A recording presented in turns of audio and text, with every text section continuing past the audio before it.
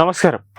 5 വർഷങ്ങൾക്ക് മുമ്പ് കേന്ദ്ര സർക്കാർ നിരോധിച്ച പോപ്പുലർ ഫ്രണ്ട് എന്ന ഭീകര സംഘടന പല രീതികളിലായി പല പേരുകളിലായി തലപൊക്കുകയാണ്.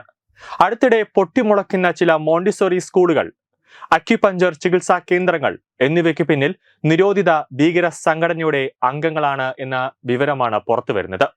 രാജ്യവിരുദ്ധ പ്രവർത്തനങ്ങളിലേക്ക് അതിനുവേണ്ടി പണം സ്വരുക്കൂട്ടുക, ഇതാണ് പോപ്പുലർ ഫ്രണ്ടിന്റെ മുഖ്യ ലക്ഷ്യം. PFI നിരോധനത്തോടെ ഫണ്ട് വരവിന് കുറവ് സംഭവിച്ചിട്ടുണ്ട്. ഇതോടെ സജീവ പ്രവർത്തകരായിരുന്ന പലരും അറബ് രാജ്യങ്ങളിലേക്ക് ജോലിക്കായി കടന്നു. അറബ് രാജ്യങ്ങളിൽ നിന്നുകൊണ്ട് പണം രാജ്യദ്രോഹ പ്രവർത്തനങ്ങളിലേക്ക് അയക്കാനായിട്ട് ഇവർ തുടങ്ങി. നാട്ടിൽ നിന്ന് പ്രവർത്തനം സജീവമാക്കുന്നവരാണ് SDPയിലും മറ്റു ചില രാഷ്ട്രീയ പാർട്ടികളിലും ചേക്കേറിയത്. എന്നാൽ ഇവർ കുറച്ചുപേർ വിദേശ രാജ്യങ്ങളിൽ നിന്നുമടക്കം ഫണ്ടുകൾ എത്തിക്കുന്നുണ്ട് എന്നത് മറ്റൊരു കാര്യമാണ്. ഇതിനു പുറമെയാണ് സന്നദ്ധ പ്രവർത്തനങ്ങളുടെയും മോണ്ടിസോറി സ്കൂളുകൾ, അക്യുപഞ്ചർ ചികിത്സാലയങ്ങൾ, ജിം പരിശീലന കേന്ദ്രങ്ങൾ എന്നിവയുടെ മറവിലും രഹസ്യ പ്രവർത്തനങ്ങൾ നടത്തുന്നത്. കൂടാതെ ഈ അത്തർ ഉൾപ്പെടെ ഇന്ന് നമ്മുടെ തിരുവനന്തപുരം നഗരത്തിലടക്കം വ്യാപകമായി തന്നെ ഉണ്ട്. അതും ഈ പോപ്പുലർ ഫ്രണ്ടിന്റെ ഒരു ഭാഗം തന്നെയാണ്. ആലപ്പുഴ ജില്ലയിലെ ഹരിപ്പാട് പോലീസ് സ്റ്റേഷൻ പരിധിയിൽ പ്രവർത്തിക്കുന്ന ഒരു മോണ്ടിസോറി സ്കൂൾ PFIയുടെ ആയുധ പരിശീലകനായിരുന്ന വ്യക്തിയുടേതാണ്. ആയുധകലയിൽ പ്രാവീണ്യമുള്ള ഇയാൾ വധശ്രമ കേസിൽ ശിക്ഷിക്കപ്പെട്ടിട്ടുണ്ട്. ഇപ്പോൾ ജാമ്യത്തിലിറങ്ങി കറങ്ങി നടക്കുകയാണ്. മുമ്പ് ഇയാൾ ചില വിദ്യാലയങ്ങളിൽ മോട്ടിവേഷൻ ക്ലാസുകൾ നടത്തിയിരുന്നു.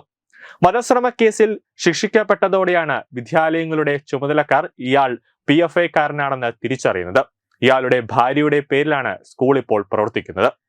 ഇവിടെ മുൻ PFIക്കാരും SDPIക്കാരും സ്ഥിരമായി എത്തുന്നതായും രഹസ്യ യോഗങ്ങൾ ചേരുന്നതായും പരിസരവാസികൾ തന്നെ പറയുന്നുണ്ട്. അടുത്തിടെ ഈ സ്കൂളിലെ കൊച്ചുകുട്ടികളെ മുൻകൂർ അനുമതിയില്ലാതെ ഹരിപ്പാട് പോലീസ് സ്റ്റേഷനിൽ എത്തിച്ചു. പോലീസിനെ കുറിച്ച് കൊച്ചുകുട്ടികളെ ബോധവത്കരിക്കുകയാണ് എന്ന ലക്ഷ്യത്തോടെയാണ് സന്ദർശനമെന്നാണ് പറഞ്ഞത്.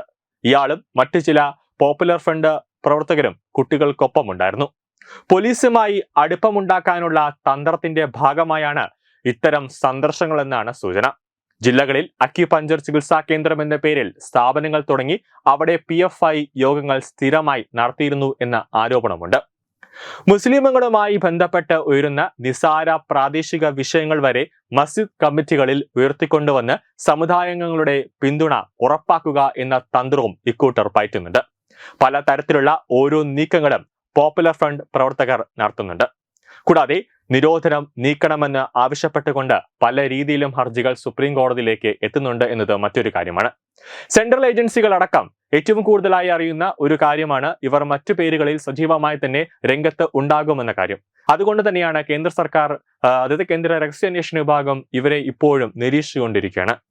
അതിനെ ശരിവയ്ക്കുന്ന രീതിയാണ് ഇപ്പോൾ പോപ്പുലർ ഫ്രണ്ട് മോണ്ടിസോറി സ്കൂളുകൾ, അക്യുപഞ്ചറുകൾ, ജിം, അത്തർ വിൽപ്പന കേന്ദ്രങ്ങൾ, അങ്ങനെ പെട്ടെന്ന് തന്നെ ഒരുപാട് വസ്ത്രശാലകൾ അങ്ങനെയൊക്കെ ഇവർ തുറക്കുന്നത്.